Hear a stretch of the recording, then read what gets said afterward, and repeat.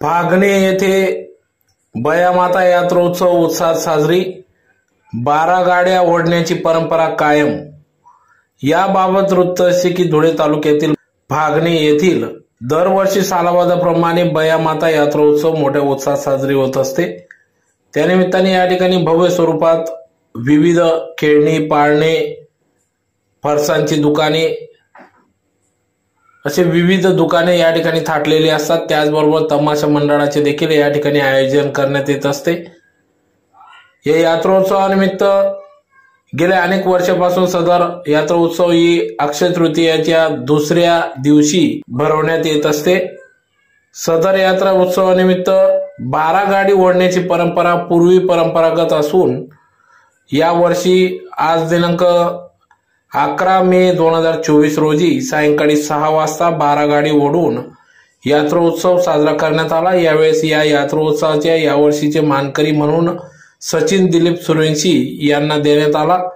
तर या ठिकाणी भव्य स्वरूपात त्यांची संपूर्ण गावातून भव्य अशी मिरवणूक काढून त्यानंतर सायंकाळी 6 वाजता या 12 गाडी ओढण्याचा मान सचिन सूर्यवंशी यांना देण्यात आला। या यात्रोत्सवासाठी येथील सरपंच, उपसरपंच, ग्रामपंचायत सदस्य, तरुण मित्रमंडळ, सर्व ज्येष्ठ पदाधिकारी, ग्रामस्थ यांच्या सहकार्याने सदर यात्रोत्सव मोठ्या उत्साहात पार पडत असते।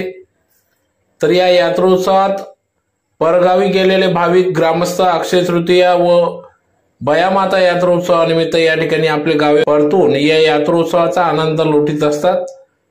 तर या यात्रोत्सवासाठी संपूर्ण फागणे ग्रामस्थांनी यात्रोत्सव मोठ्या उत्साहात पार पडावी यासाठी सहकार्य केले। तर यावेळेस महिला, पुरुष वर्ग, तरुण वर्ग या यात्रोत्सवात मोठ्या आनंदाने सहभागी झाले होते।